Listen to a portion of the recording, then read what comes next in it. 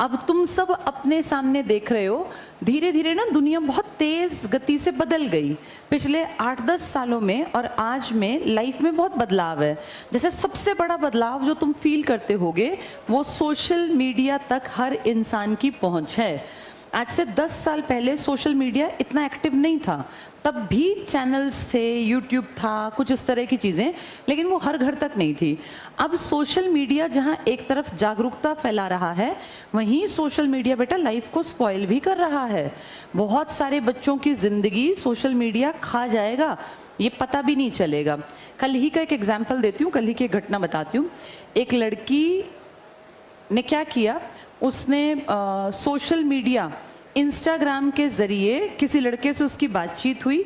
वो लड़की सिर्फ 17 साल की, अभी 12वीं के पेपर दिए हैं। उसकी बातचीत हुई और वो उसको जानती नहीं, पहचानती नहीं।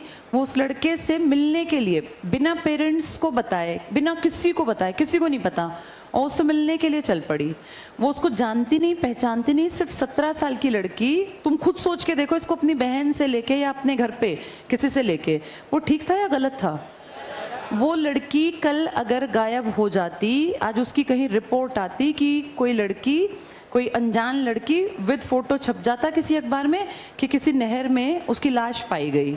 जो ये बच्चे बिना सोचे समझे से स्टेप ले लेते हैं, ये सोशल मीडिया का बेटा नेगेटिव इम्पैक्ट है सोसाइटी पर। जब तक आप इतने मैच्योर ना हो ना कि मेरे लिए क्या ठीक है क्या गलत, तब तक इस सोशल मीडिया को एक भूत की तरह देखना चाहिए। ये एग्जाम्पल मैंने एक लड़की से लिया, अब एक लड़के का एग्जाम्पल भी देती हूँ। मेरी सिस्टर दिल्ली में गवर्नमेंट स्कूल में टीचर हैं। कल शाम को हम बात कर रहे थे, तब की घटनाएं हैं ये। तो उन्होंने मुझे बताया कि उनके स्कूल के बाहर जैसे दोपहर के बाद ना पुलिस वाले इकट्ठे हो गए, कुछ इस तरह का केस हो गया। तो मेरी सिस्टर जो हैं वो टीजीटी इंग्लिश हैं, उनको हेड बनाया हुआ है कि कोई लड़कियों का स्कूल है। वो सुबह उसमें लड़कियां पढ़ती हैं, शाम को दिल्ली में ना शिफ्ट के स्कूल चलते हैं बेटा, तो क्योंकि जनसंख्या ज़्यादा है वहाँ, तो सुबह की शिफ्ट लड़कियों की होती है, शाम की लड़कों की, सेम स्कूल में। तो वहाँ जाके देखा तो कुछ पुलिस वाले, एक लड़की, उसकी माँ और 2 लड़के पकड़ रखे थे उन पुलिस वालों। छोटी छोटी उम्र के लड़के थे, वो होंगे 18-19 साल के। तो वहाँ पूरा झमेला कर रखा था। अब जाके पता किया कि क्या हुआ, तो बताया उस लड़की का कहना था कि लड़के मुझे परेशान कर रहे हैं।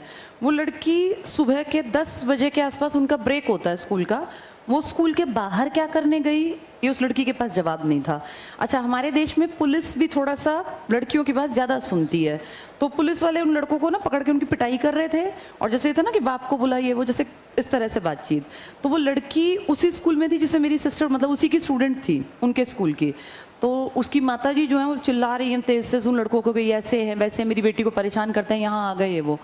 तो मेरी सिस्टर ने, जैसे जिसके बच्चे एडोलेसेंस में, उसको पता है कि लड़के भी तो बेवकूफ़ बन गए होंगे ना, तो उसने कहा, मैंने उन लड़कों को ले जाके साइड में पूछा कि भाई तुम क्यों आए यहाँ, किस कारण से आए।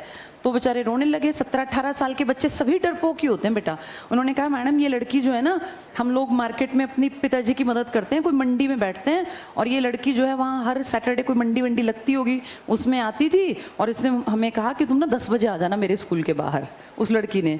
और वो नालायक वहाँ पहुँच गए। अब उस लड़की ने, कुछ ऐसा हुआ होगा कि उसकी माँ आ गई, उस लड़की ने उन लड़कों को फंसवा दिया कह के कि ये मुझे परेशान कर रहे हैं, जबकि 100% केस ये रहा होगा कि वो स्कूल से बाहर खुद आई होगी।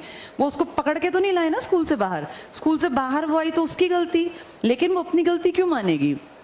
उस लड़की ने उन लड़कों को फंसवा दिया, पुलिस वालों ने उनको खूब तो पीटा और उनको ले गए। अब उनके माँ बाप को बुलाएंगे, उनसे जैसे तैसे, मुझे नहीं पता क्या करेंगे, लेकिन बेटा ये दोनों के लिए एग्जाम्पल है। कल हम बातचीत कर रहे थे तो हमने देखा कि देखो दोनों को बेवकूफ़ बनाया जा सकता है।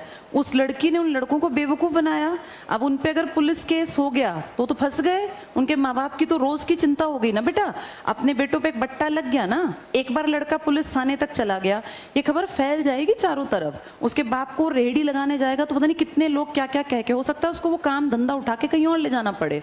और वो लड़की जो 17 साल की थी, जान ना पहचान, उठ के इंस्टाग्राम पे कोई बातचीत हुई और चल पड़ी। ये बेटा बहुत ज़्यादा टफ टाइम है, अपने आप को बचा के रखना पड़ेगा। ये ट्रैप्स हैं, ये जाल हैं, और इसमें बेवकूफ़ जल्दी फंस जाता है। वो कोई लड़का भी हो सकता है और कोई लड़की भी हो सकती है। ये तुम्हें देखना है कि हमें इस जाल में नहीं फंसना।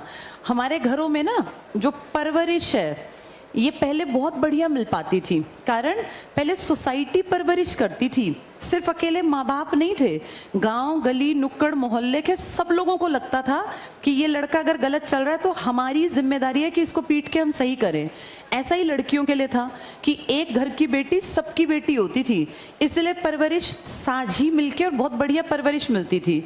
लेकिन आज क्या प्रॉब्लम है, आज परवरिश घर घर से मिल रही है, और घर से भी क्या मिल रही है, आज कितनी ही औरतें तो अधेड़ उम्र की भी इतनी, मैं क्या शब्द इस्तेमाल करूं, इतनी घटिया सोच रखती हैं कि उनके बच्चे जवान हो गए हैं और वो इतनी वाहियात रील बनाती हैं औरतें भी कि उनको देख के उनके पति भी शर्मा जाएं।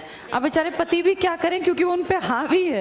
दो चार को तो देख के लगता है बेचारे बना रखे हैं कि वो आना भी नहीं चाहते, लेकिन जबरदस्ती खींच खींच के उनको भी रील में नचा रही हैं। तो ये हाल है औरतों का। मैं किसी बेटा, इसमें कईयों की तुम्हारे घर में भी औरतें हो सकती हैं ऐसी, इसलिए ऐसी आवाज नहीं निकालनी है। कोई भी हो सकता है, क्योंकि ये इतना खराब टाइम है। आप ये देखो, सोशल मीडिया पे अच्छी चीजें कम हैं और अच्छी चीजों को देखने वाले भी कम हैं। ज्यादातर वायरल क्या होगी, बहुत ही फूहड़ वाहियात कोई भी ऐसी चीज। तो बेटा ये पेरेंट्स की भी जिम्मेदारी है। अब तुम्हारे बीच में कुछ लोग वो भी बैठे हैं जिनके बच्चे 5 साल 7 साल के होंगे। इस टाइम पे ना, ये जो समय है ये बहुत ज्यादा मुश्किल समय है। इस टाइम संस्कार, परवरिश, ये सब चीजें एक तरफ कर दी, और हर किसी को पता है क्या लग रहा है कि मेरी जिंदगी मेरी है, मैं चाहूं जैसे जीऊं। इसीलिए घर परिवार में, रिश्तों में मैच्योरिटी तो खत्म हो ही गई, परवरिश पे भी एक क्वेश्चन मार्क लग गया। आज लगभग लोग झूठ के, फरेब के इन जालों में फंस गए। और ऐसा नहीं है कि लोग पहले बड़े शरीफ थे, पहले भी लोग बोलते थे बहुत सारे लोग, लेकिन आज ना इसको लोगों ने बड़ा कैजुअल बना दिया, जैसे जनरलाइज कर दिया, हर चीज को नॉर्मलाइज कर दिया कि कोई बात नहीं, ऐसा तो होता ही रहता है। ऐसा नहीं है बेटा, जिंदगी जो है ना ये बहुत सुंदर है, और ये तब खूबसूरत है जब तुम लोग अच्छे बनोगे। जैसे लाइफ में तुमने सोसाइटी से जो लिया वो पे बैक करना पड़ेगा, वापस लौटाना पड़ेगा। कुछ लोग तो अपनी जिंदगी ऐसी काट जाएंगे, पूरी जिंदगी तबाह कर लेंगे, ना कुछ सीखेंगे ना आगे बढ़ेंगे, गंदगी में रह के और उस गंदगी में ही पूरा जीवन व्यतीत कर देंगे। कुछ लोग इस चीज को समझते हैं कि यार ये टाइम बड़ा टफ है, डिस्ट्रैक्शंस ज़्यादा हैं, ड्रग्स की बात करें, शराब की बात करें, तरह तरह के नशों की बात करें, या ये गंदगी की बात कर लें। इस रील्स का भी एक नशा ही है। कई लोग तो 4-4, 6-6 घंटे पूरा टाइम इंस्टाग्राम पे और इन पे शॉर्ट्स पे और इन पे देते रहते हैं, वीडियोस पे। इस टाइम की कीमत को समझो, टाइम लिमिटेड दिया करो। बेटा जो ये 9-10th के बच्चे यहाँ बैठे हैं ना, आशीष, ये जो गड़बड़ करे इनके कार्ड ले लेना, जो भी गड़बड़ करे। इस समय की कीमत को पहचानो, इस समय को बर्बाद मत करो। ये टाइम बड़ा कीमती है, ये बार बार लौट के नहीं आएगा।